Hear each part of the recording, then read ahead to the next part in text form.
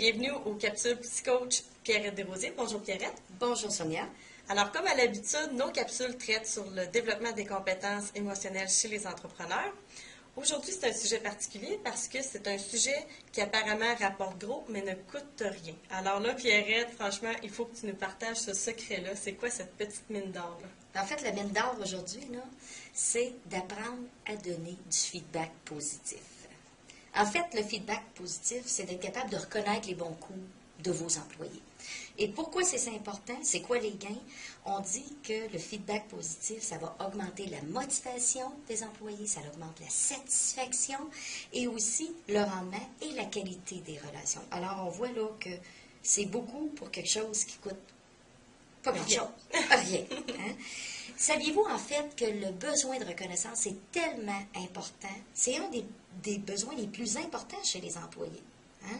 Et il y a des employés qui vont quitter leur emploi tellement qu'ils n'en ont pas eu. Donc, la reconnaissance, ça doit être mis au premier plan. Donc, dans le fond, c'est un bon moyen pour fidéliser ses employés au travail. Absolument. Mais Pierrette, dans ce cas-là, avec tous les gains que ça rapporte, est-ce que tu peux nous expliquer pourquoi c'est pas plus utilisé par les employeurs?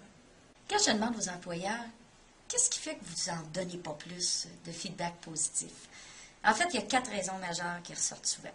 La première, ils finissent par me dire « Oh, mais ça fait pas un peu têteux de complimenter un employé. » Ou encore, ils vont me dire « Il me semble que ça a l'air faible un peu pour un employeur de donner du feedback positif. » Troisième raison, ils me disent « Moi, mais si j'ai dit trop qu'il est bon, là, il va peut-être me demander une augmentation de salaire. » Ou encore, ils ont peur qu'ils partent pour la compétition.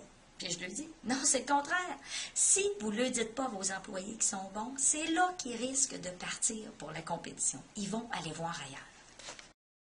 Alors, Pierrette, te connaissant, je suis certaine que tu as quelque chose d'autre à nous proposer que la traditionnelle tape dans le dos pour donner du feedback positif à nos employés. C'est certain, Sonia, que la tape dans le dos à l'évaluation annuelle, on s'entend, c'est mieux qu'un coup de pied. Hein? Mais si vous voulez que votre feedback positif soit vraiment bénéfique, en fait, il doit, je dirais, correspondre à 3 critères.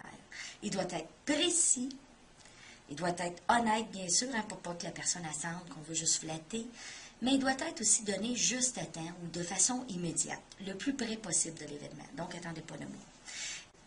N'oubliez pas, attendez pas que votre employé gagne le prix Nobel de la paix pour donner un feedback positif. On peut trouver un ensemble ou plusieurs occasions dans le quotidien.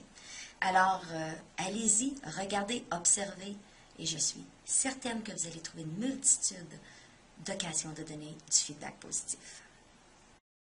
Alors, on vous invite à nous suivre dans nos prochaines capsules Psycoach. Pour cette semaine, quel est le défi à nos employeurs, Pierrette?